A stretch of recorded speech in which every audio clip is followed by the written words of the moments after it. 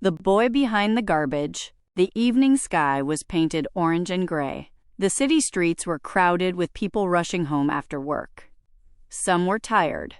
Some were in love. Some were just running away from themselves. Near a pile of garbage, a boy sat alone. His clothes were dirty. His shoes had holes. But in his hands he held something clean. A notebook filled with writing. His name was Oliver. He was 19 years old. A school dropout. His mother was sick. His father had left them long ago. People called him trash. They would walk past him like he was invisible. Some would hold their noses. Some would throw empty bottles near him, as if he was part of the garbage. But Oliver believed in something. He believed in his words. He believed that one day someone would read his stories and see him, not the garbage behind him, but the universe inside him. That evening, he wrote in his diary, "They call me trash, but I trust myself. I am a trash truster." He didn't know it yet, but those words would change his life forever. Part 2. Mr. Henderson, the Only Light. Not far from the council estate where Oliver lived, there was a small bookshop. It was old, dusty, and full of magic. The walls were covered with shelves that touched the ceiling. The smell of old pages filled the air. The owner was Mr. Henderson, a man in his 40s with thick glasses, gray hair at his temples, and a heart of gold. Mr. Henderson never judged Oliver by his clothes. He never asked him to leave. Every day, Oliver would walk into the shop, and Mr. Henderson would nod at him.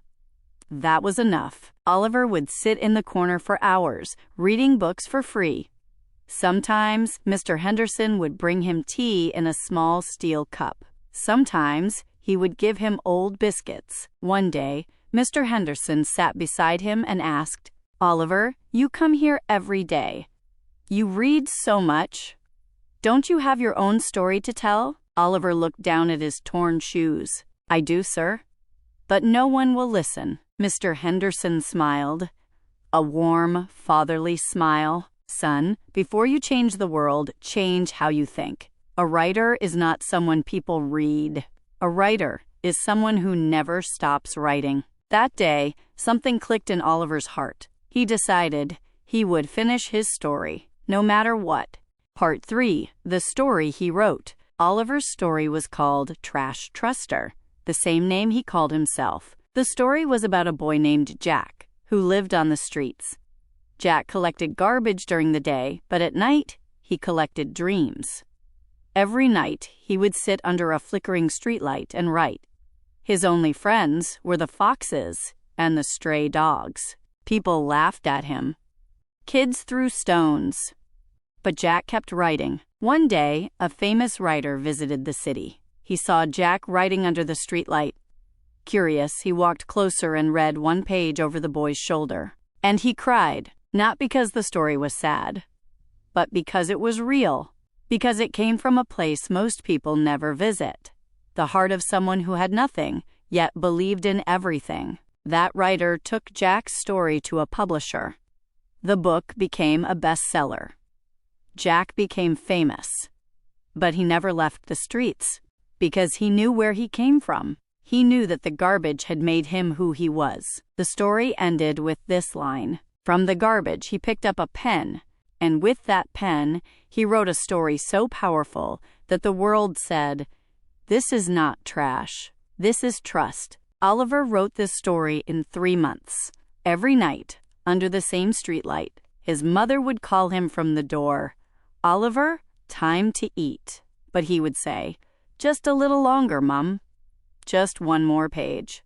Part 4. The Betrayal. One day, Oliver gathered all his courage. He took his diary, the only thing he owned that mattered, and went to a small publishing house in the city. He waited for 5 hours in the lobby. The security guards looked at him suspiciously. The receptionist pretended he didn't exist. Finally, he was called in to meet the editor. The editor's name was Mr. Blackwood, a fat man with a gold ring on every finger and a fake smile that never reached his eyes. Mr. Blackwood flipped through the pages.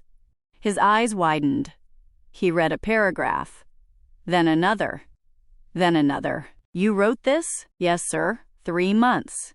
Every night. It's good. Very good. Come tomorrow.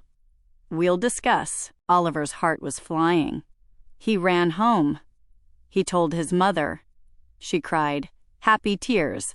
He told Mr. Henderson. Mr. Henderson gave him a free book as a gift. Everyone was happy, but the next day, Mr. Blackwood said, son, your story is good, but to publish it, you need money. £50,000. For printing, marketing, everything. Oliver's face fell. His hands started shaking. Sir, I don't have that kind of money. Then think about it. Or you can give us the rights. We'll publish it under our name. You'll get credit. Oliver didn't understand what credit meant. He was innocent. He was desperate. He wanted his story to be read. He said yes. Part 5. The book that wasn't his. 6 months later, a book hit the market. Title: Trash Truster. Author: James Blackwood. Mr. Blackwood's son. The book became a sensation. It was reviewed in newspapers. It was talked about on TV. James Blackwood became a celebrity overnight. He gave interviews. He went to book signings. He smiled for cameras. And Oliver? He sat near the same garbage pile, holding the book in his hands. His story, his words, his sweat, his tears. But someone else's name on the cover. He didn't cry. He just stared at the cover for a long, long time. I wrote this, and now it belongs to someone else. Mr. Henderson found him there. He sat beside him on the dirty ground, not caring about his clean clothes. Oliver, why aren't you crying? Sir, what will crying do? I trusted. I was wrong. I will never trust again. Mr. Henderson put a hand on his shoulder, the same warm, fatherly hand. Son, there are many people in this world who will break your trust, but if you stop trusting altogether, you become just like them. Remember who you are. You are a trash truster. You rose from trash, but you never broke your trust. Don't break it now. Oliver looked at Mr. Henderson. For the first time that day, a tear rolled down his cheek. Part 6. The Comeback. Oliver started writing again, but this time he didn't write for fame. He didn't write for money. He wrote for himself. He wrote to heal. He wrote about his mother's last days, how she held his hand and said, son, I kept watching you become a writer. She passed away 2 months after the betrayal. He wrote about Mr. Henderson's kindness, how a man who wasn't his father became more of a father than his real one ever was. He wrote about the betrayal, the pain, the anger, the lessons. He wrote about the garbage, how it taught him that things thrown away by the world can still have value. He wrote about the stars, how even on the darkest nights they keep shining. He wrote a new story, The Real Trash Truster. This time, he didn't go to publishers. He went to the internet. A friend helped him upload his story on a blog. Chapter by chapter. Word by word. Slowly, people started reading. First 10 readers. Then 100. Then 1,000. Then 10,000. Comments started pouring in. This is the most real thing I've ever read. I cried 3 times reading this. Who is this writer? Why have I never heard of him? This boy is not trash. He's a treasure. Someone shared it on social media. It went viral. Within a week, 1 million people had read at least 1 chapter. Part 7. The Truth Comes Out. One day, a journalist named Sarah Smith read both books, James Blackwood's Trash Truster and Oliver's The Real Trash Truster. She noticed something strange. The writing style, the sentence structures, the metaphors, the emotions, the small details about life on the streets. They were exactly the same. She investigated. She found Oliver sitting near the garbage pile. She found Mr. Henderson in his bookshop. She found the truth. Her article came out with a headline that shook the entire city. Trash Truster. The real writer lived on the streets while a fake took the credit. The city was shocked. James Blackwood and his father were exposed on national television. The book was removed from every store. James apologized on live TV, crying fake tears. And Oliver? He became famous, but not the way James had become famous. He became respected. There's a difference. Part 8, The Launch. A real publisher, an honest one this time, approached Oliver. They wanted to publish both his books together, the original Trash Truster and the new, The Real Trash Truster. On the launch day, a grand event was organized at a city hall. Hundreds of people came. Reporters, famous writers, celebrities, common readers. Oliver wore a simple white shirt and old jeans, the same kind he always wore. He stood on the stage, looking at the crowd. His hands were shaking. His heart was pounding. Mr. Henderson was sitting in the front row. He was crying. But this time, they were happy tears. Oliver took a deep breath and spoke. People say I am trash. And you know what? They're right. I grew up near garbage piles. I have no father. My mother was sick. I had nothing except one thing: trust. Trust in myself. Trust in my words. That's why I called myself a trash truster. The crowd was silent. You could hear a pin drop. Oliver continued. My story is not about becoming famous. My story is about never losing trust. The world broke me. People betrayed me. But I never stopped trusting myself.